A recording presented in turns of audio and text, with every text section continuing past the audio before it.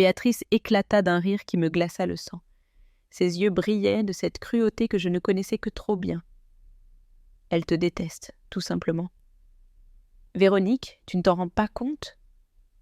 Ces mots s'abattirent sur moi comme des couteaux. Ma petite fille Chloé, âgée d'à peine 9 ans, se tenait là, les yeux rouges d'avoir tant pleuré, secouant la tête chaque fois que je lui demandais ce qui n'allait pas. C'était toujours la même chose. Chaque fois que nous nous retrouvions seuls, les larmes apparaissaient sans explication. « Mamie, ce n'est rien, » me disait-elle, de cette petite voix brisée qui me fendait le cœur, mais je savais que quelque chose n'allait pas du tout. À cet instant, en regardant le sourire moqueur de ma belle-fille, quelque chose s'est brisé en moi pour toujours. Ce n'était pas seulement la douleur de voir ma petite fille souffrir, c'était l'humiliation d'être traitée comme si j'étais invisible au sein de ma propre famille.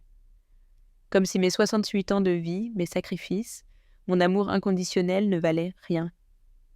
Béatrice continua de rire en caressant les cheveux de Chloé avec une fausse tendresse qui me donnait la nausée. « Regarde comme elle te regarde, belle maman. » Avec peur. Les enfants ne mentent pas. Mon cœur s'effondra. Était-il possible que ma propre petite fille, l'enfant que j'avais aidé à élever, me craigne réellement ? Mais cette nuit-là, quand tout le monde est allé se coucher, quelque chose s'est produit qui allait tout changer pour toujours. Chloé s'est approchée de mon lit à pas de loup, comme un fantôme. Ses petits yeux étaient gonflés d'avoir tant pleuré. « Mamie, » chuchota-t-elle d'une voix si basse que j'ai à peine pu l'entendre. « Il faut que je te montre quelque chose. » Mon cœur se mit à battre si fort que je crus qu'il allait sortir de ma poitrine. Elle plongea sa petite main tremblante dans la poche de son pyjama rose et en sortit quelque chose. Quand j'ai vu ce que c'était, le monde s'est arrêté. Mes mains se mirent à trembler si fort que je faillis le laisser tomber. Sans réfléchir une seconde de plus, j'ai couru au téléphone et j'ai composé le numéro du commissariat. Ma vengeance n'était pas seulement justifiée, elle était nécessaire. Pour comprendre comment nous en sommes arrivés là, je dois vous raconter toute l'histoire depuis le début. Je m'appelle Véronique et pendant des années, j'ai cru connaître ma famille. Je croyais que l'amour suffisait à maintenir unis ceux que j'aimais le plus, mais il y a des vérités si sombres qu'elles peuvent détruire tout ce que l'on croyait savoir sur ses proches. Et cette nuit-là, ma petite fille de 9 ans m'a montré l'une de ces vérités. Une vérité qui m'a forcée à prendre la décision la plus difficile de toute ma vie. L'histoire a commencé il y a de nombreuses années, lorsque mon fils Simon n'était qu'un bébé qui pleurait dans mes bras. J'avais 25 ans et je venais de me retrouver seule au monde. Le père de Simon avait disparu en apprenant ma grossesse, me laissant avec un ventre de 8 mois et pas un sou en poche. Je me souviens de cette froide nuit d'hiver où mon fils est né. J'étais seule à l'hôpital, écoutant son premier cri, lui promettant qu'il ne manquerait jamais de rien, que je serais sa mère et son père, que je le protégerais de tout le mal du monde. Pendant 28 ans, j'ai tenu cette promesse. J'ai travaillé du matin au soir, parfois en cumulant 2 emplois, pour lui donner tout ce dont il avait besoin. Je lui ai acheté ses premières chaussures, son premier vélo. J'ai payé ses études universitaires en vendant jusqu'aux bijoux que j'avais hérités de ma mère. Quand Simon a obtenu son diplôme d'ingénieur, j'ai pleuré de bonheur. Mon sacrifice avait porté ses fruits. Mon fils était un homme de bien, brillant, avec un avenir radieux devant lui. Je pensais que je pourrais enfin me reposer, que je pourrais profiter de voir mon fils fonder sa propre famille. C'est alors qu'elle est apparue, Béatrice, la femme qui allait devenir ma belle-fille. Et, sans que je le sache alors, mon pire cauchemar. Au début, elle semblait parfaite, belle, éduquée, de bonne famille.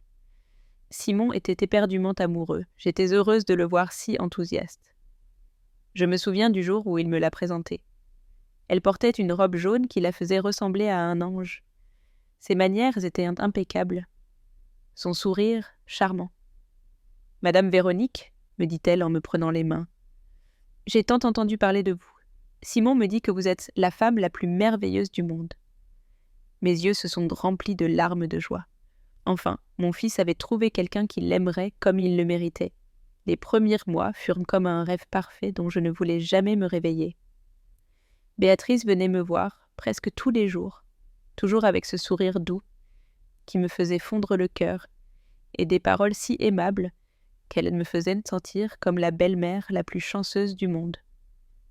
Elle m'aidait dans la cuisine avec une patience infinie. Elle me posait des questions sur mes recettes de famille comme s'il s'agissait de trésors sacrés. Elle me disait qu'elle voulait absolument tout apprendre de moi pour rendre Simon heureux de la même manière que je l'avais fait pendant tant d'années. « Vous serez comme ma deuxième mère », me répétait-elle en me serrant dans ses bras, avec cette tendresse que j'avais désirée pendant des décennies de solitude. Je me sentais la femme la plus chanceuse de l'univers. Après tant d'années à élever seul mon fils, à ne manger que du pain et du thé pour qu'il puisse avoir de la viande dans son assiette, à travailler jusqu'à en avoir mal aux os pour lui payer ses études, j'allais enfin avoir une fille. Quelqu'un avec qui partager ces moments intimes que seules les femmes pauvres peuvent comprendre, ces confidences qui n'existent qu'entre mère et fille. Je me souviens parfaitement du jour où elle m'a appris à faire cette sauce vinaigrette spéciale que Simon aimait tant. Nous étions toutes les deux dans ma petite cuisine, riant comme des amies de longue date. « Belle maman », me dit-elle en hachant des échalotes, avec une précision qui m'impressionna. « Je veux que vous m'appreniez tous vos secrets. Je veux cuisiner pour Simon exactement comme vous le faisiez quand il était petit. » Ses yeux brillaient d'une sincérité qui m'a émue aux larmes. Elle m'a raconté des histoires de son enfance, comment sa propre mère était décédée quand elle était très jeune, comment elle avait grandi sans cette figure maternelle dont les femmes ont tant besoin. « C'est pourquoi j'apprécie tant de vous avoir, » me chuchotait-elle en m'enlaçant. « C'est comme si Dieu m'avait donné une seconde chance d'avoir une maman. » Ces mots m'ont touchée si profondément que j'ai pleuré de pur bonheur cette nuit-là. Les dimanches ne sont devenus notre jour spécial. Béatrice arrivait tôt le matin avec des ingrédients frais du marché et nous préparions ensemble le repas de famille. Elle m'apprenait de nouvelles recettes qu'elle tenait de sa grand-mère et je lui partageais des secrets culinaires que j'avais gardés pendant des années. « Regardez, belle maman », me disait-elle en mélangeant les épices avec soin. Ma grand-mère m'a appris que le secret est dans l'amour que l'on met dans la cuisine. Elle était si sage pour son âge. Simon arrivait à midi et restait émerveillé de voir sa femme et sa mère cuisiner ensemble. « Les deux femmes les plus importantes de ma vie », disait-il en nous serrant toutes les deux dans ses bras. « Je n'arrive pas à croire à quel point je suis chanceux. » Ses yeux se remplissaient de larmes chaque fois qu'il nous voyait ainsi, unis comme la famille qu'il avait toujours rêvé d'avoir. Quand ils ont annoncé leur fiançailles lors d'un dîner de famille que j'avais spécialement organisé pour l'occasion, j'ai été la première à pleurer de pure émotion. J'avais préparé le bœuf bourguignon que Simon aimait tant. J'avais mis la table avec la nappe blanche que je gardais pour les grandes occasions. J'avais allumé les bougies que j'avais achetées des années auparavant et que je n'avais jamais osé utiliser. Simon s'est levé, a pris la main de Béatrice avec une délicatesse infinie et nous a annoncé qu'ils allaient se marier. « Maman, » me dit-il, les yeux brillants de bonheur, « je veux que tu saches que j'ai trouvé en Béatrice tout ce que tu m'as appris à chercher chez une femme. Elle est forte comme toi. Elle est battante comme toi. Elle est aimante comme toi. » Il m'a serré si fort dans ses bras que j'ai cru que mes côtes allaient se briser. Mais cela ne m'importait pas. Il m'a chuchoté à l'oreille de cette voix qui m'avait consolée pendant tant de nuits difficiles. « Maman, merci de m'avoir donné l'exemple parfait de ce qu'est une femme forte et courageuse. C'est pour ça que j'ai pu reconnaître Béatrice quand je l'ai vue pour la première fois. Ces mots ont rempli mon cœur d'un bonheur si intense que je ne l'avais pas ressenti depuis le jour de sa naissance. J'ai pensé à son père absent, à toutes ces nuits interminables où j'avais pleuré seule dans ma chambre, me demandant si j'élevais bien mon fils, si j'étais suffisante pour lui, si je lui donnais tout ce dont il avait besoin pour devenir un homme de bien. Cette nuit-là, j'ai su avec une certitude absolue que j'avais tout fait correctement. Les préparatifs du mariage furent les mois les plus heureux de ma vie. Béatrice m'incluait dans chaque décision. Elle me demandait mon avis sur tout, Belle maman, que pensez-vous de cette robe? Aimez-vous cette décoration? Croyez-vous que Simon aimera cette musique? Je me sentais si importante, si nécessaire. Après des années à me sentir seule, j'avais enfin une famille complète. Le mariage fut la plus belle célébration que j'ai jamais vue.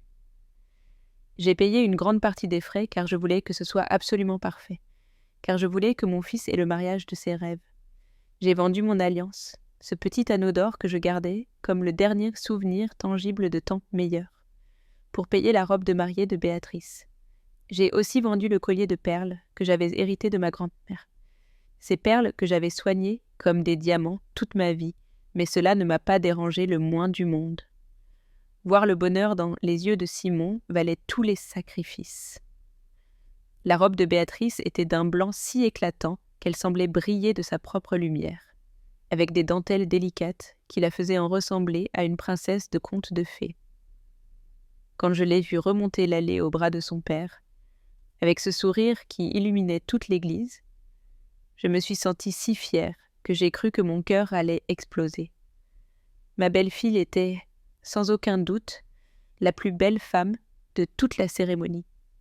Ses cheveux châtains brillaient sous la lumière des vitraux.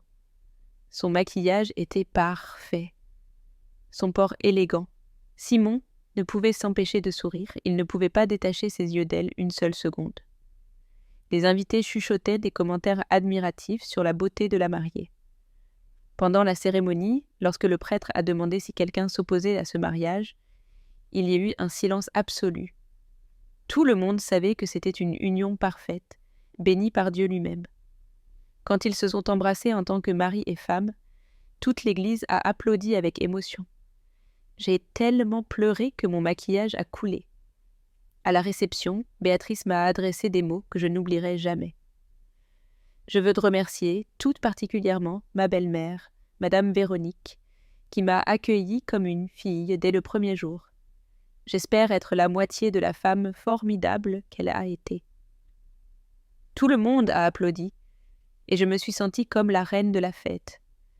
Mais les choses ont commencé à changer après leur retour, de leur lune de miel sur la Côte d'Azur. Très lentement au début, si subtilement que je pensais que c'était juste mon imagination qui me jouait des tours. Béatrice ne venait plus me voir aussi souvent qu'avant.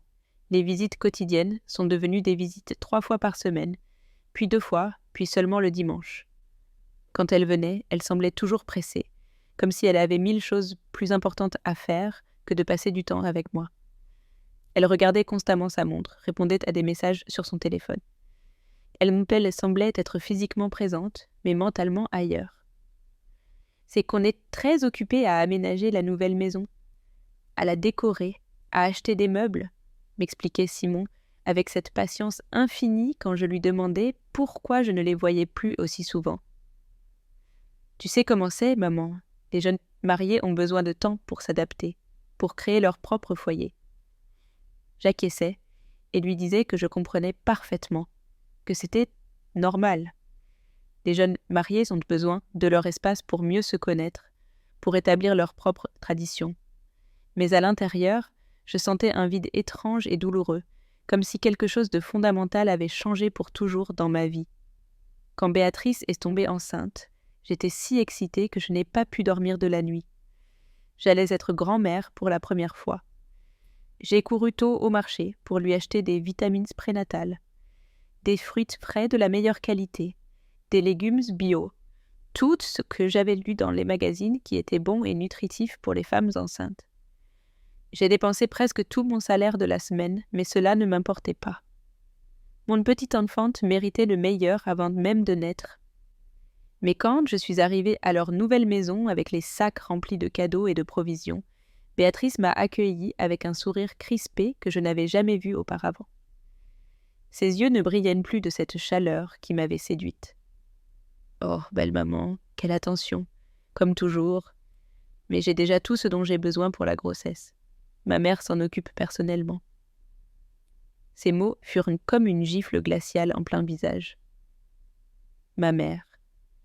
Comme si j'étais une étrangère intrusive, comme si les 9 mois où j'avais porté Simon dans mon ventre, les douleurs de l'accouchement que j'avais endurées seule, les années à l'élever sans aide, ne me donnaient aucun droit de participer à la grossesse de mon premier petit enfant. Je suis restée là, sur le seuil, avec mes sacs de cadeaux, me sentant comme une mendiante venue déranger. Pendant toute la grossesse, j'ai eu l'impression d'être tenue à l'écart de tout ce qui était important. Les rendez-vous chez le gynécologue, les achats pour le bébé dans les boutiques. Les plus exclusives, la décoration de la chambre de l'enfant, ils faisaient tout sans même me consulter. Quand j'essayais de participer ou de donner mon avis basé sur mon expérience de mère, Béatrice avait toujours une excuse parfaite et douloureuse.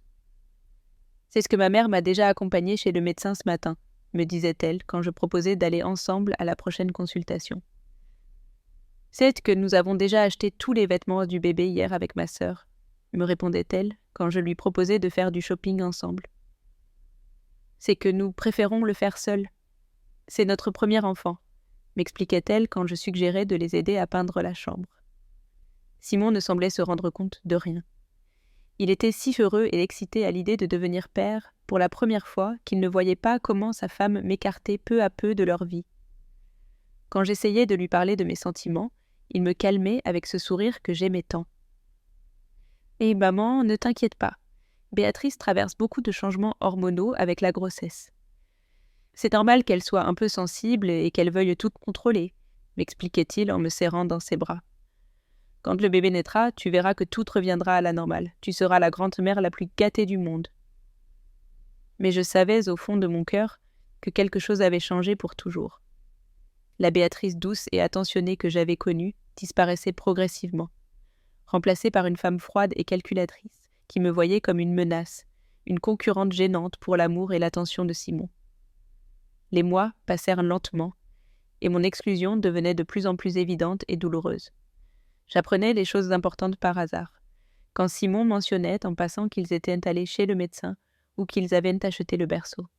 « Je pensais te l'avoir déjà dit », me disait-il avec un air surpris, quand je lui demandais pourquoi on ne m'avait pas invité. Quand Chloé est enfin née, ce fut un coup de foudre absolu et inconditionnel. C'était le plus beau bébé que j'ai jamais vu. Un petit ange parfait descendu du ciel. Elle avait les grands yeux expressifs de Simon, mais la délicatesse et les tresses fins de sa mère. Sa peau était douce comme de la soie, ses petites mains minuscules s'agrippaient à mon doigt avec une force surprenante.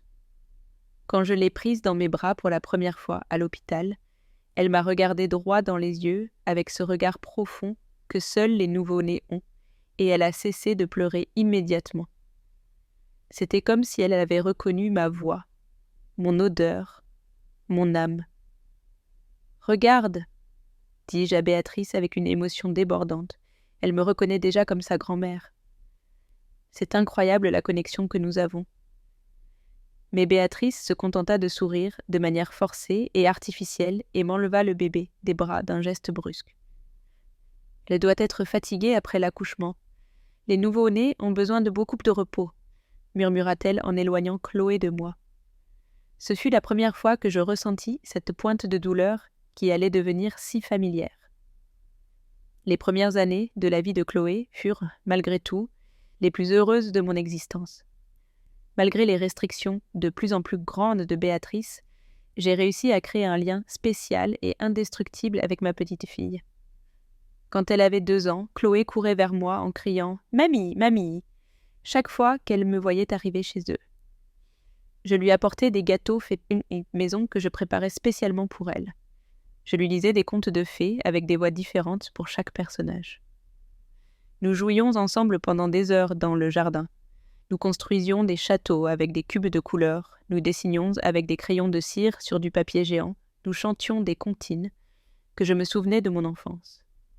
Béatrice le permettait parce qu'elle avait encore besoin que je garde la petite pendant qu'elle travaillait à son nouvel emploi. Mais toujours avec des avertissements stricts et des règles inflexibles. Ne lui donne pas trop de bonbons, ça va lui abîmer les dents. Ne la gâte pas trop avec des cadeaux. N'oublie pas que je suis sa mère et que ce que je dis fait de loi. Chaque avertissement était comme une petite dague plantée dans mon cœur de grand-mère, comme si je ne savais pas comment m'occuper d'enfants après avoir élevé Simon avec succès pendant tant d'années, comme si mes années d'expérience en tant que mère ne valaient absolument rien. Quand Chloé a eu 5 ans, les visites sont devenues encore plus espacées et contrôlées. Béatrice avait obtenu un travail bien mieux rémunéré dans une entreprise internationale et n'avait plus besoin que je garde la petite aussi souvent qu'avant. Elle avait engagé une nounou professionnelle qui s'occupait de Chloé après l'école. Chloé est à un âge très important pour son développement mental, m'a-t-elle expliqué un jour, alors que nous prenions un café dans son salon élégamment décoré. Elle a besoin de stabilité émotionnelle, d'une routine stricte, de discipline. Elle ne peut pas aller de maison en maison tout le temps comme une balle de ping-pong. Ces mots étaient soigneusement choisis pour me blesser. J'ai acquiescé en silence, bien qu'à l'intérieur, quelque chose criait désespérément que ce n'était ni normal ni sain. Une petite fille a besoin de connaître sa grand-mère, d'apprendre ses racines familiales, ses traditions. Elle a besoin d'entendre les histoires de son père quand il était petit. Elle a besoin de sentir l'amour inconditionnel que seule une grand-mère peut donner. C'est à cette époque que j'ai commencé à remarquer que quelque chose de très étrange et d'inquiétant se passait avec ma chère Chloé.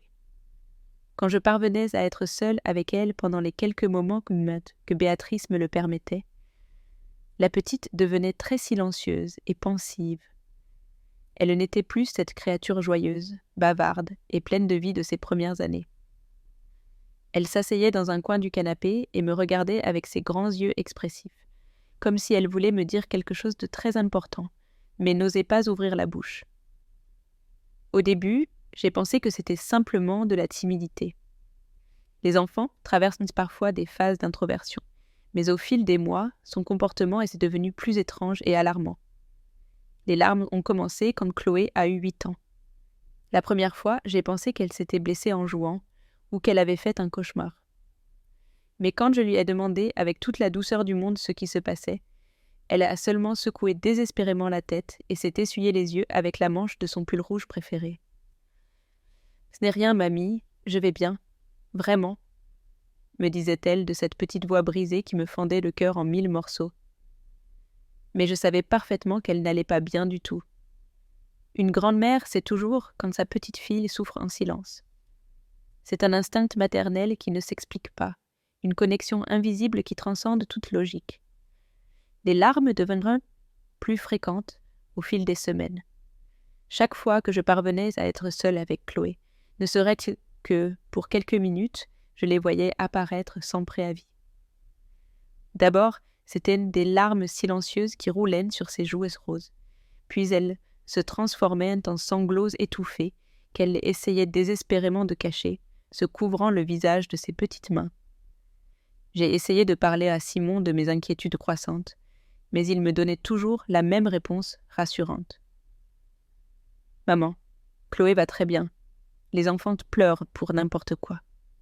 Ne t'inquiète pas tant pour des bêtises. » Quand j'insistais sur le fait qu'il y avait quelque chose de plus profond, il se fâchait visiblement contre moi. « On dirait que tu cherches des problèmes là où il n'y en a pas, maman. Béatrice est une excellente mère, très responsable, me disait-il sur un ton qui me blessait profondément. Mon propre fils, la personne que j'aimais le plus au monde, pensait que j'exagérais ou que j'inventais des choses par pure paranoïa de vieille femme. Mais les signes devenaient de plus en plus évidents et alarmants, pour quiconque y prêtait vraiment attention. Chloé avait cessé de sourire avec cette spontanéité naturelle des enfants de son âge. Ses yeux avaient perdu cette lueur spéciale d'innocence et de joie. Elle sursautait chaque fois qu'elle entendait des pas s'approcher ou des voix s'élever. Un jour, alors que Béatrice était dans la cuisine, je me suis approchée doucement de Chloé, qui était assise sur le canapé. « Mon trésor !» lui ai-je chuchoté pour que sa mère ne nous entende pas. « Y a-t-il quelque chose que tu voudrais raconter à ta mamie ? Tu sais que tu peux me faire confiance pour n'importe quoi, n'est-ce pas ?» Chloé m'a regardée avec ses yeux immenses, remplis de peur, et un instant, j'ai cru qu'elle allait enfin me dire ce qui la rendait si triste et effrayée. Elle a ouvert la bouche, comme pour parler, mais à cet instant précis, Béatrice est apparue dans le salon avec un sourire qui n'atteignait pas ses yeux. « De quoi parlez-vous toutes les deux à voix basse ?» a-t-elle demandé d'une voix mielleuse qui m'a donné la chair de poule. Chloé a immédiatement baissé les yeux et s'est recroquevillée sur le canapé comme pour disparaître. De rien d'important, maman, on regardait juste la télévision. Cette nuit-là, je n'ai pas dormi. Quelque chose de terrible se passait dans cette maison. Quelque chose que ma petite fille n'osait pas me dire par peur. Mais peur de quoi exactement? Ou de qui? Les questions me martelaient de la tête, sans répit. Les mois suivants furent une torture. Chaque fois que je leur rendais visite, Chloé semblait plus renfermée, plus effrayée. Elle avait visiblement perdu du poids. Ses joues n'avaient plus cette couleur rose saine. Ses vêtements étaient devenus trop grands. Quand j'essayais de demander à Béatrice si Chloé mangeait bien, elle me répondait avec irritation. « Bien sûr qu'elle mange bien, belle maman. C'est juste qu'elle grandit très vite, c'est pour ça qu'elle a l'air plus mince. C'est tout à fait normal à son âge. » Mais je savais qu'une mère ne laisse pas sa fille perdre du poids. De cette manière, sans s'inquiéter. Les visites devinrent de plus en plus tendues. Béatrice ne me laissait jamais seule avec Chloé plus de 5 minutes.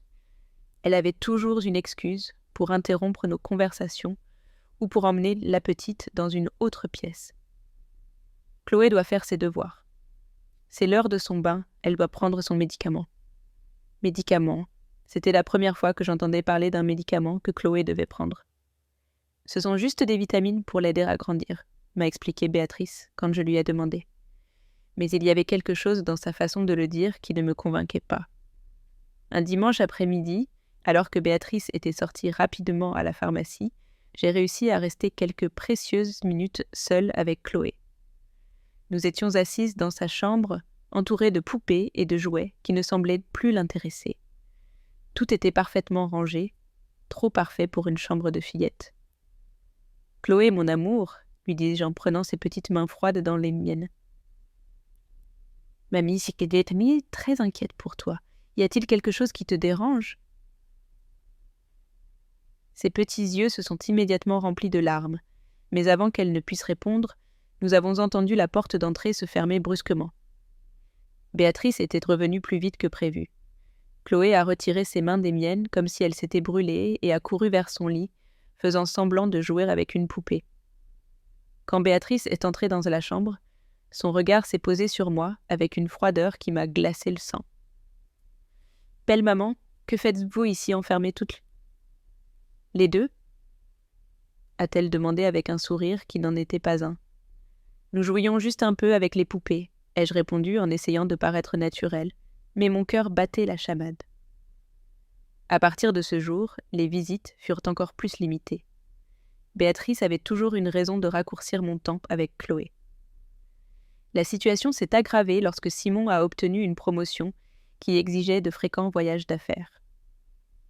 Béatrice avait désormais le contrôle total sur quand et comment je pouvais voir Chloé.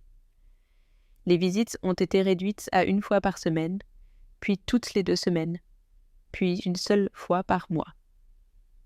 C'est que Chloé a beaucoup d'activités extrascolaires maintenant, m'expliquait Béatrice au téléphone. Piano, natation, anglais. Elle est très occupée à développer ses talents. Mais je savais que c'était un mensonge. Chloé n'avait jamais montré d'intérêt pour aucune de ces activités. Quand je parvenais enfin à la voir, ma petite fille était de plus en plus silencieuse et distante. Elle se limitait à répondre par des monosyllabes. C'était comme si elle avait construit un mur invisible entre nous. Une après-midi, alors que j'attendais dans le salon, j'ai remarqué quelque chose d'étrange dans le comportement de Chloé. Chaque fois qu'elle entendait des pas dans le couloir, elle se crispait. Ses épaules se raidissaient, ses petites mains se serraient en poing. Quand Béatrice est finalement apparue, Chloé a immédiatement changé de posture, s'est redressée, a forcé un sourire et a commencé à parler avec une animation clairement feinte. « Maman, regarde ce que mamie m'a appris », dit-elle en montrant un dessin, mais ses yeux étaient toujours remplis de cette peur que je connaissais trop bien. Cette nuit-là, j'ai pris une décision. Je ne pouvais plus ignorer les signes. J'ai commencé à noter tout ce que j'avais observé. Les changements de comportement de Chloé, la perte de poids, la peur constante, les larmes. J'ai aussi commencé à prêter plus d'attention aux paroles et aux actions de Béatrice. La façon dont elle parlait à Chloé quand elle pensait que je n'écoutais pas, les commentaires sarcastiques, les menaces voilées. C'est lors d'une de ces visites tendues que j'ai enfin entendu quelque chose qui a confirmé mes pires soupçons. Béatrice pensait que j'étais sortie au jardin, mais en réalité, j'étais dans le couloir près de la cuisine quand je l'ai entendue parler au téléphone avec quelqu'un. « Tu ne sais pas à quel point c'est difficile de gérer cette gamine capricieuse tous les jours, » disait-elle d'une voix pleine de mépris que je n'avais jamais entendue. « Simon l'a trop gâtée quand elle était petite, et maintenant je dois en subir les conséquences, mais elle est en train de perdre ses mauvaises habitudes, je te l'assure. » Mes mains se sont mises à trembler. La vieille fouineuse de belle-mère n'a aucune idée de ce qui se passe ici quand elle n'est pas là. Si elle savait les crises que fait cette gamine, ses insolences, à quel point elle est désobéissante. J'ai eu l'impression qu'on m'avait frappé à l'estomac. Chloé n'avait jamais été une enfant difficile ou désobéissante. Au contraire, les crises que décrivait Béatrice étaient probablement les tentatives désespérées d'une enfant effrayée pour se défendre. « Mais ne t'inquiète pas, » continua Béatrice avec un rire froid qui m'a glacé le sang. Elle apprend les règles de la maison. Elle ne pleure plus autant qu'avant. Elle comprend que c'est moi qui commande et qu'elle a intérêt à bien se tenir si elle ne veut pas de conséquences. Conséquences. Ce mot a résonné dans ma tête pendant des jours. Quel genre de conséquences cette femme cruelle imposait-elle à ma petite fille innocente ? Mon imagination s'est mise à tourner à plein régime. J'ai décidé qu'il fallait que j'agisse, mais je savais que j'avais besoin de preuves. Je ne pouvais pas accuser Béatrice en me basant uniquement sur des soupçons. Simon ne me croirait jamais. Et Béatrice était trop intelligente pour laisser des traces.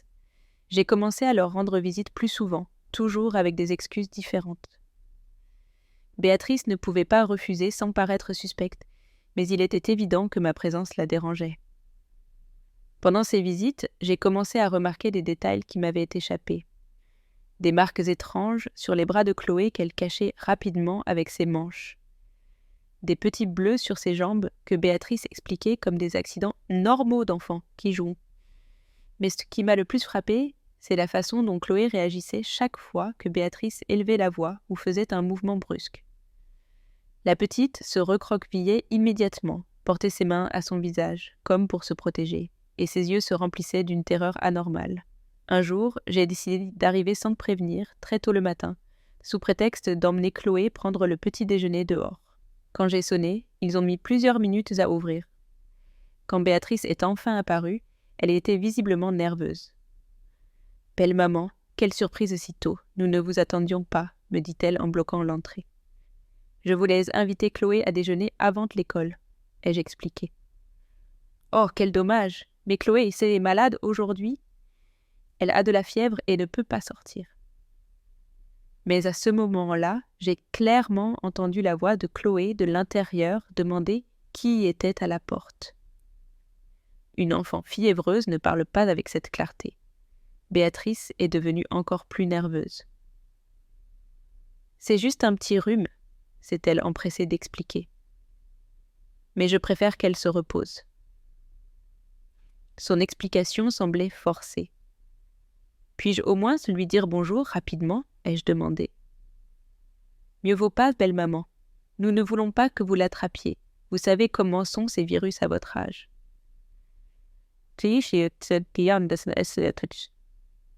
Ces mots étaient une gifle. Elle me traitait comme une vieille chose fragile. Mais surtout, elle me refusait le droit de voir ma propre petite fille. Le même après-midi, j'ai appelé Simon à son travail pour lui raconter l'attitude étrange de Béatrice. « Maman, tu exagères encore ?» m'a-t-il dit avec cette patience forcée qu'il avait commencé à utiliser avec moi. « Béatrice protège juste Chloé pour que tu ne tombes pas malade. C'est ce que ferait n'importe quelle mère responsable. »« Mais, mon fils, c'est très étrange qu'elle ne me laisse même pas la voir une minute, » ai-je insisté. Simon a soupiré. « Maman, Béatrice est stressée dans ce moment. Son travail, s'occuper de Chloé, la maison. Laisse-lui un peu d'espace. » De l'espace. Toujours la même réponse, comme si j'étais le problème. Je suis restée assise dans mon salon, sentant mon monde s'écrouler, mais je n'allais pas abandonner. Chloé avait besoin de moi. J'ai commencé à faire des recherches sur les signes de maltraitance infantile. Tout ce que je lisais confirmait mes pires soupçons. Les changements de comportement, la perte de poids, la peur, tout correspondait au profil d'une enfant maltraitée émotionnellement et peut-être physiquement. J'ai décidé de tout documenter. J'ai commencé un journal détaillé. J'ai aussi commencé à prendre des photos discrètes. Une après-midi, j'ai réussi à être seule avec Chloé quelques minutes. Elle était assise sur le canapé à colorier, mais j'ai remarqué que ses dessins avaient radicalement changé. Avant, ils étaient pleins de couleurs vives, de fleurs, d'arc-en-ciel. Maintenant, elle n'utilisait que des couleurs sombres, noires, marron, gris. Ses dessins montraient des figures solitaires, des maisons sans fenêtres, un ciel sans soleil. « Mon amour », lui ai-je chuchoté. Ces dessins sont très différents. Y a-t-il une raison ? Chloé a levé les yeux vers moi et un instant, j'ai vu une lueur de l'enfant qu'elle avait été, comme si elle était désespérée de trouver les mots. Mais à ce moment-là, Béatrice est revenue avec son faux sourire. « Chloé, mon amour, tu ne dois pas aller faire tes devoirs maintenant ?» Son ton était doux, mais il y avait une menace implicite que la petite a clairement comprise. Chloé a immédiatement fermé son livre et s'est levée. « Oui, maman, je vais dans ma chambre », a-t-elle répondu d'une voix si faible qu'elle m'a brisé le cœur. Avant de sortir, elle m'a regardé une dernière fois avec des yeux qui criaient au secours. Cette nuit-là, j'ai décidé que je ne pouvais plus attendre. Je devais trouver un moyen de parler à Chloé seule. Le lendemain, j'ai appelé Simon et je lui ai demandé de me laisser emmener Chloé au parc le samedi après-midi. À ma grande surprise, Simon a accepté. Apparemment, Béatrice était en déplacement professionnel. Le samedi, je suis arrivée le cœur battant à tout rompre. Quand Simon a ouvert la porte, Chloé se tenait derrière lui, vêtue d'un pull vert à manches longues, malgré la chaleur. Cela m'a paru étrange. « On va au parc, mon amour », ai-je dit à Chloé. Elle a acquiescé et a pris ma main avec une confiance qui m'a rappelé les temps heureux. Sur le chemin du parc, Chloé était silencieuse, mais quand nous sommes arrivés et qu'elle a vu les balançoires, ses yeux se sont illuminés pour la première fois depuis des mois. Elle a couru vers elle avec une énergie qu'elle n'avait pas montrée depuis longtemps. Je me suis assise sur un banc et je l'ai observée, cherchant le bon moment. Après quelques minutes, elle s'est approchée et s'est assise à côté de moi. « Mamie », m'a-t-elle dit soudain d'une voix si basse que j'ai à peine pu l'entendre. « J'ai quelque chose à te dire, mais j'ai très peur. » Mon cœur s'est arrêté. Le moment était enfin venu. « Mon amour, lui ai-je répondu en prenant ses petites mains. Tu peux tout me dire. Mamie t'aime plus que tout et ne laisserait jamais personne te faire du mal. Chloé m'a regardée, les yeux pleins de larmes. Maman me frappe quand papa n'est pas là, a-t-elle finalement chuchoté, et ses mots ont fendu mon monde en deux.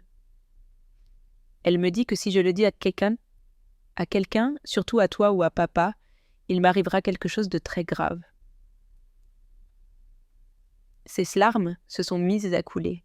J'ai eu l'impression qu'on m'avait arraché le cœur à main nue. Mon pire cauchemar se confirmait. « Mon amour, lui dis-je d'une voix tremblante, montre-moi où elle te frappe. » Avec des mouvements lents et craintifs, Chloé a remonté les manches de son pull vert. Ce que j'ai vu m'a coupé le souffle. Ses petits bras étaient couverts d'ecchymoses à différents stades de guérison, certaines fraîches et violettes, d'autres jaunâtres. Elle avait aussi des marques qui ressemblaient à des pincements et des griffures. Elle me frappe aussi sur les jambes et le dos, a poursuivi Chloé d'une voix brisée. Et quand je pleure beaucoup, elle m'enferme dans le placard de sa chambre jusqu'à ce que j'arrête de faire du bruit. Parfois, j'y reste toute l'après-midi sans manger ni boire. Chaque mot était un couteau. L'image de ma petite fille enfermée dans un placard sombre, effrayée et affamée, m'a rempli d'une rage si intense que mes mains se sont mises à trembler. « Depuis quand ça dure, mon amour ?» lui ai-je demandé, en essayant de garder mon calme. « Depuis que j'ai 7 ans, » a-t-elle répondu. Au début, elle me criait juste très fort, mais ensuite, elle a commencé à me frapper quand papa partait en voyage. 2 ans. Ma petite fille subissait cet enfer depuis 2 ans. 2 ans de coups, d'enfermement, de menaces, de terreur. Comment avais-je pu lui faire défaut de manière si terrible ? Mon amour, lui dis-je en la serrant contre moi. Ça va s'arrêter aujourd'hui. Mamie va te protéger. Je te le promets. Chloé s'est agrippée à moi comme à une bouée de sauvetage. Mais mamie, sanglota-t-elle contre mon épaule. Maman dit que si quelqu'un l'apprend, on va m'enlever de la maison et je ne verrai plus jamais papa. Elle dit que papa ne m'aimera plus s'il sait à quel point je suis méchante. Le niveau de manipulation psychologique de Béatrice était diabolique. C'est un mensonge, mon amour, lui ai-je assuré. Et ton père t'aime plus que tout et quand il saura ce qui s'est passé, il te protégera aussi. Tu n'es pas méchante. Tu es la petite fille la plus gentille et la plus courageuse du monde.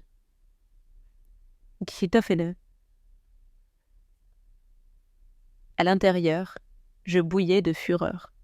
Après avoir calmé Chloé, nous sommes rentrés. Pendant tout le trajet, mon esprit tournait à 1000 à l'heure. Je ne pouvais pas permettre que ma petite fille passe une nuit de plus dans cette maison. Quand nous sommes arrivés, Simon nous a accueillis avec un sourire.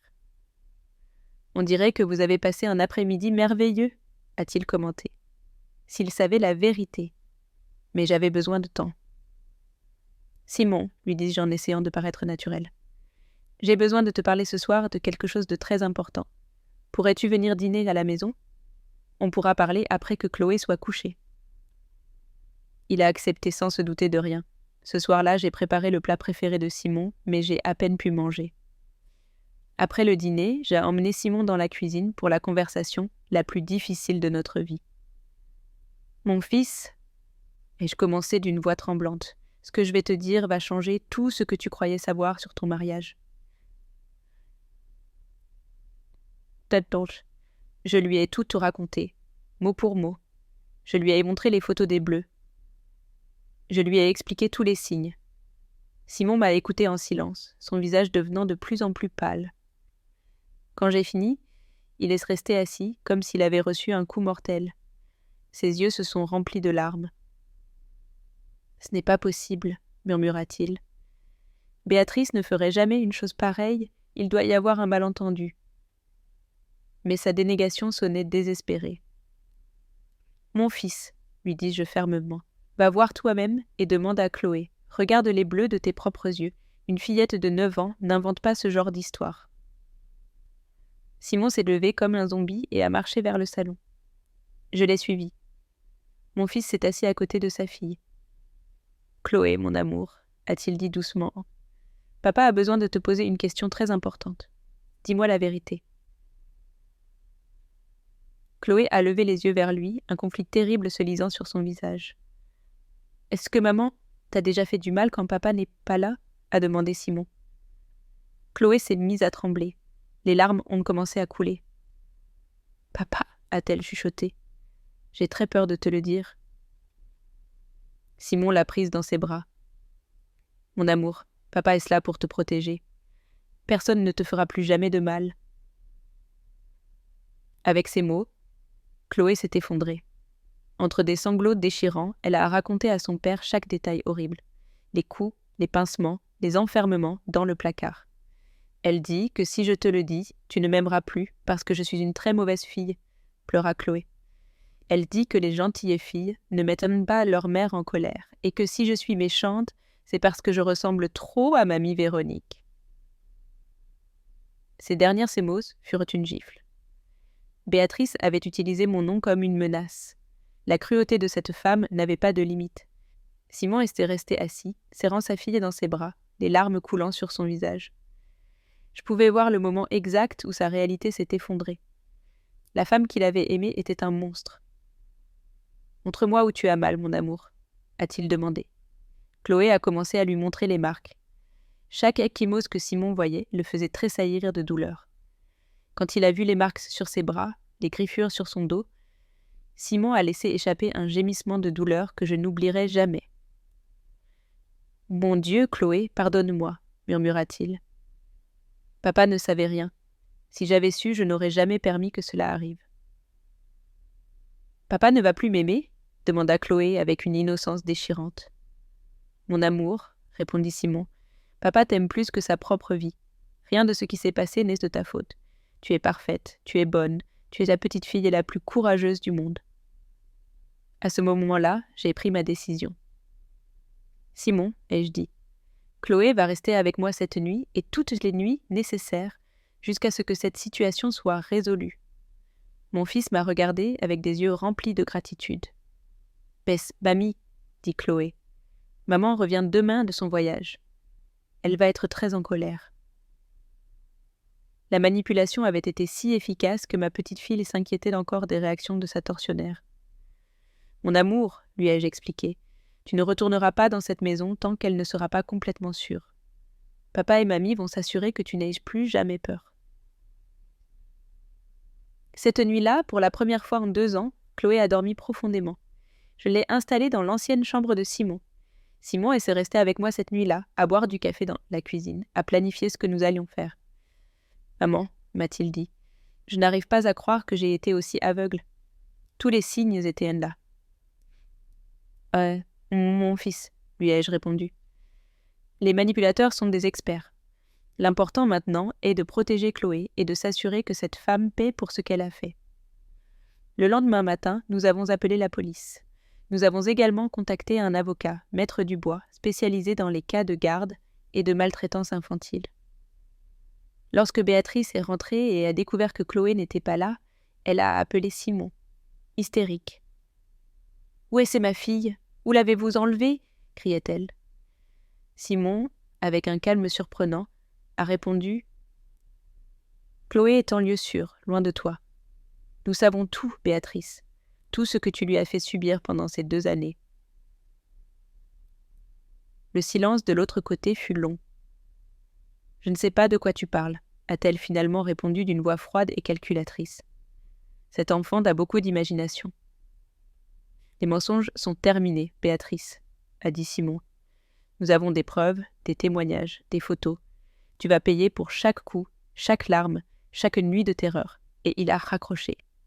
Le même après-midi, des policiers sont venus prendre la déposition de Chloé. Ma petite fille, avec un courage qui m'a laissé sans voix, leur a tout raconté à nouveau. Les agents ont photographié chaque marque sur son petit corps. L'un d'eux, un inspecteur expérimenté, m'a dit qu'il avait rarement vu un cas de manipulation psychologique aussi systématique. Quand on a demandé à Chloé si elle voulait ajouter quelque chose, elle m'a regardé avec ses petits yeux qui avaient vu trop de douleur. « Je veux juste que maman ne fasse de mal à aucune autre petite fille, » a-t-elle dit avec une sagesse qui m'a brisé le cœur. Cette nuit-là, alors que Chloé dormait en sécurité chez moi, j'ai reçu un appel de Maître Dubois. « Véronique, » m'a-t-il dit d'une voix excitée. « Nous venons de recevoir une information très importante. Il semble que ce ne soit pas la première fois que Béatrice fait une chose pareille. » Maître Dubois m'a expliqué qu'il avait découvert que Béatrice avait déjà été mariée à un homme qui avait une fille d'un précédent mariage. La garde de cette fillette a été retirée au père après de multiples signalements de maltraitance, m'a-t-il raconté d'une voix grave. Des signalements qui correspondent exactement à ce qu'elle a fait à Chloé. Mes mains se sont mises à trembler. Il y avait une autre enfant, une autre victime. Béatrice n'était pas simplement une mère stressée. C'était une prédatrice en série. La première victime, une fillette nommée Sophie, a suivi une thérapie pendant 3 ans. Son père a perdu la garde parce que les autorités pensaient qu'il était le responsable. Béatrice avait si bien manipulé la situation qu'elle était passée pour la victime. Le schéma était identique. Épouser des hommes qui voyageaient souvent, gagner la confiance de la famille, puis commencer les abus. La différence était que cette fois, je veillais. Il y a plus, a ajouté Maître Dubois. Nous avons trouvé des dossiers indiquant que Béatrice suit un traitement psychiatrique depuis l'âge de 16 ans. Elle a des antécédents de troubles de la personnalité, d'épisodes violents et de manipulations pathologiques. Tout cela était caché. L'image complète s'est formée dans mon esprit. Béatrice avait étudié notre famille, nos vulnérabilités. Elle savait exactement quel rôle jouer. « Maître Dubois ?» ai-je demandé d'une voix tremblante. « Qu'est-il arrivé au premier mari ? La réponse m'a coupé le souffle. Il s'est suicidé 2 ans après avoir perdu la garde de sa fille. Il a laissé une lettre disant qu'il ne pouvait pas vivre, en sachant qu'il avait échoué à protéger son enfant. Un homme innocent était mort. Une enfant avait grandi en croyant que son propre père était un monstre. Et nous avions failli tomber dans le même piège mortel.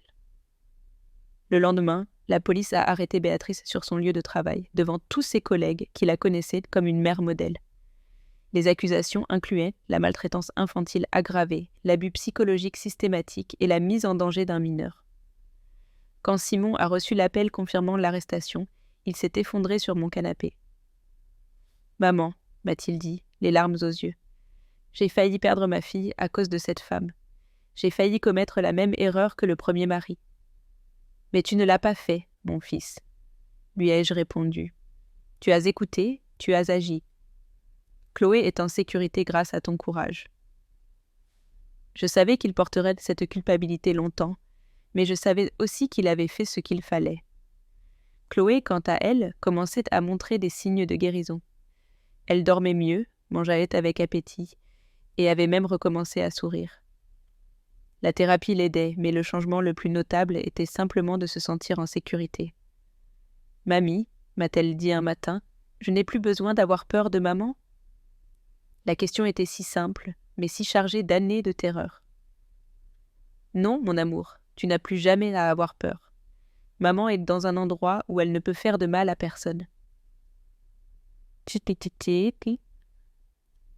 Mais je savais que le processus judiciaire ne faisait que commencer. Maître Dubois m'avait prévenu que Béatrice nierait probablement tout. Effectivement, quelques jours plus tard, les appels de ses avocats ont commencé. Ils voulaient un accord à l'amiable. C'était la même tactique qu'auparavant. « Pas question, leur ai-je répondu. Cette femme subira toutes les conséquences de ses actes. Il n'y aura pas d'accord. Ma petite fille mérite une justice complète. » Ma détermination les a surpris.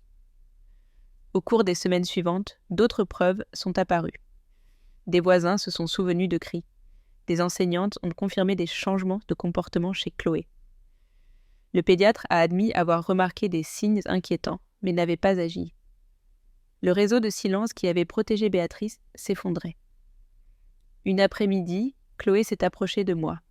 « Mamie, m'a-t-elle dit avec ce sérieux que les enfants traumatisés développent trop tôt. Merci de m'avoir sauvée. Ces mots simples m'ont fait pleurer. Mon amour, lui ai-je répondu. Tu t'es sauvé toi-même quand tu as trouvé le courage de me dire la vérité. J'ai seulement fait ce que n'importe quelle grand-mère ferait. Mais je savais que ce n'était pas tout à fait vrai. Beaucoup auraient hésité, auraient évité le conflit. La date du procès approchait. Maître Dubois m'avait préparé. Ils vont dire que vous êtes une belle-mère pleine de ressentiment qui a tout inventé par jalousie, m'a-t-il prévenu. Qu'ils disent ce qu'ils veulent, lui ai-je répondu. La vérité a sa propre force. Les bleus sur le corps de Chloé ne sont pas une invention. Sa peur ne peut pas être fabriquée. J'étais prête. Une semaine avant le procès, nous avons reçu une visite inattendue. C'était Sophie, la première victime de Béatrice. Maintenant une adolescente de 15 ans, accompagnée de ses grands-parents paternels. « Madame Véronique », m'a-t-elle dit avec une maturité impressionnante, « je veux témoigner. Je veux que Chloé sache qu'elle n'est pas seule, que ce qui lui est arrivé n'est pas de sa faute. » Ces mots m'ont émue aux larmes. Sophie a raconté à Chloé sa propre histoire, comment elle avait réussi à guérir. Au début, je pensais que tous les adultes étaient dangereux, a-t-elle expliqué. Mais j'ai compris que seules certaines personnes sont mauvaises et qu'il y a beaucoup plus de gens bien qui veulent nous protéger. Cette conversation a été un tournant pour Chloé. Pour la première fois, j'ai vu un véritable espoir dans ses yeux. La veille du procès, Simon est venu dîner. « Demain, justice sera faite, a-t-il dit. Demain, cette femme paiera pour tout le mal qu'elle a causé. »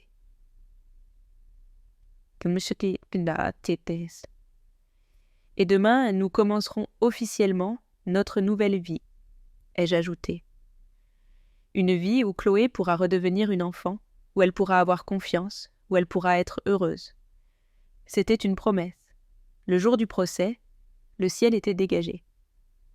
Je me suis levée tôt, j'ai préparé le petit déjeuner préféré de Chloé. « Mamie », m'a-t-elle dit en enfilant sa robe jaune préférée. Après le procès, je n'aurai plus à parler des choses horribles qui me sont arrivées ? Sa question m'a brisé le cœur. Mon amour, lui ai-je répondu en m'agenouillant. Après aujourd'hui, nous pourrons commencer à parler de belles choses, de tes rêves, de ce que tu veux devenir, de tous les jolis endroits que nous visiterons ensemble. Et ses petits yeux se sont illuminés. Quand nous sommes arrivés au palais de justice, l'endroit était bondé de journalistes. L'histoire avait fait la une des journaux locaux, mère abusive arrêtée pour maltraitance systématique. Une grand-mère héroïque sauve sa petite fille. Maître Dubois m'avait parfaitement préparé. Quand on m'a appelé à la barre, j'ai marché la tête haute. « Madame Véronique, » a commencé le procureur, « racontez-nous quand vous avez commencé à soupçonner que quelque chose n'allait pas. » D'une voix claire et ferme, j'ai tout relaté. Les larmes de Chloé, les changements de comportement, la façon dont Béatrice m'avait éloignée. Quand j'en suis arrivée au moment où Chloé m'avait tout avoué, j'ai vu plusieurs membres du jury s'essuyer les yeux. La vérité avait un pouvoir que nulle manipulation ne pouvait vaincre. L'avocat de Béatrice a essayé de me discréditer. « Madame, n'est-il pas vrai que vous avez toujours été jalouse de la relation de votre belle-fille avec votre fils ?» Sa question était conçue pour me faire passer pour une belle-mère pleine de ressentiment. « Maître, » lui ai-je répondu, en le regardant droit dans les yeux, « les ecchymoses sur le corps de ma petite fille n'ont pas été inventées par jalousie. La terreur dans ses yeux n'a pas été créée par le ressentiment. Les marques de pincement sur ses bras ne sont pas apparues par mon imagination. Nous parlons de preuves physiques, pas d'émotions familiales. » Sa stratégie s'est effondrée lorsque Sophie était montée à la barre. Avec un courage impressionnant, elle a raconté sa propre histoire d'abus. Les schémas étaient identiques, les mêmes méthodes de punition, les mêmes menaces. Béatrice me disait que si je le disais à mon père, il me détesterait parce que j'étais une très mauvaise fille, a témoigné Sophie, la voix tremblante, mais déterminée. Elle me faisait croire que je méritais les coups. Son témoignage a été dévastateur. Quand ce fut au tour de Béatrice de témoigner, la transformation fut stupéfiante. À sa place se tenait une personne froide, calculatrice, qui niait tout avec un sang-froid glaçant. « Ces filles ont toujours été problématiques », a-t-elle déclaré. Chloé était manipulatrice depuis son plus jeune âge. Elle a probablement appris ces mensonges de sa grand-mère, qui ne m'a jamais acceptée. Même sous serment, elle essayait de manipuler. Mais son jeu n'était plus convaincant. Le témoignage le plus puissant était venu du médecin légiste. Avec une précision scientifique, il a expliqué chaque marque, chaque ecchymose. En 30 ans de carrière, a-t-il déclaré, j'ai rarement vu un schéma de maltraitance aussi systématique et prolongé. Quand le procureur a montré les photos des blessures de Chloé, plusieurs personnes dans la salle se sont mises à pleurer. Les images étaient irréfutables. Le moment le plus émouvant est arrivé avec l'enregistrement audio de la confession de Chloé dans le parc. Sa petite voix brisée résonnait dans le silence. J'ai vu Béatrice montrer pour la première fois une émotion. Pas du remords, mais de l'irritation d'avoir été découverte. Dans ses réquisitions, le procureur a résumé l'affaire.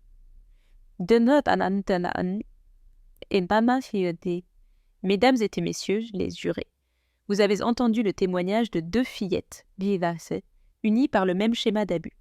Vous avez vu des preuves médicales irréfutables. Vous avez entendu une grand-mère courageuse.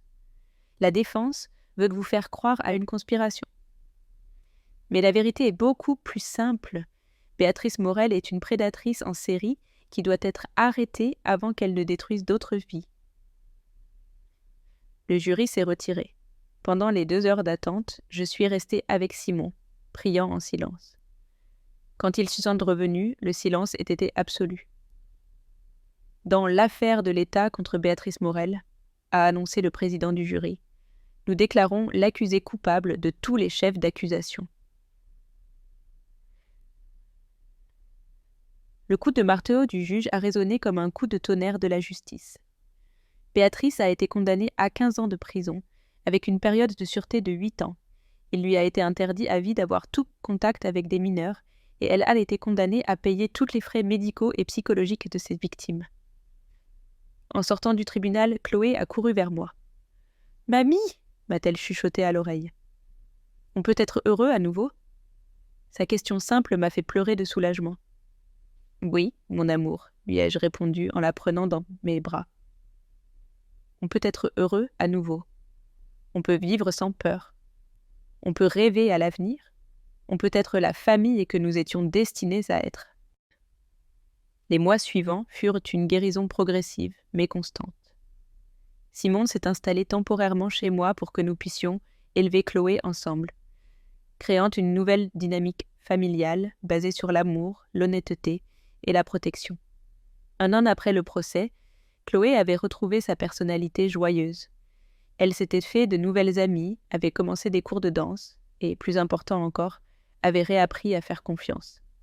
« Mamie » m'a-t-elle dit un après-midi alors que nous faisions des sablés.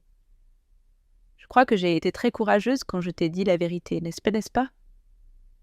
Son estime de soi, si endommagée, se reconstruisait. « Tu as été la petite fille la plus courageuse du monde entier, » lui ai-je confirmé, lui mettant un peu de farine sur le nez et provoquant un rire cristallin qui était devenu mon son préféré. « Et grâce à ton courage, beaucoup d'autres enfants sont en sécurité maintenant. » Car c'était la plus belle vérité de tout ce que nous avions vécu. En trouvant le courage de rompre le silence, Chloé ne s'était pas seulement sauvée elle-même, elle avait protégé de futures victimes. Son histoire était devenue une lueur d'espoir. Aujourd'hui, alors que j'écris ces mots, Chloé est dans sa chambre, chantant doucement une chanson apprise à l'école. Simon prépare le dîner en sifflotant cet air qu'il fredonnait enfant. Et moi, je suis ici, dans ma cuisine, me sentant plus complète et en paix que je ne l'avais été depuis des années. L'histoire qui a commencé avec des larmes inexplicables et une peur silencieuse s'est terminée par la justice, la guérison et la confirmation que l'amour d'une grand-mère peut déplacer des montagnes lorsqu'il s'agit de protéger ses petits-enfants. Il n'est jamais trop tard pour se choisir soi-même, mais il est encore plus puissant de choisir de protéger celui qui en a le plus besoin.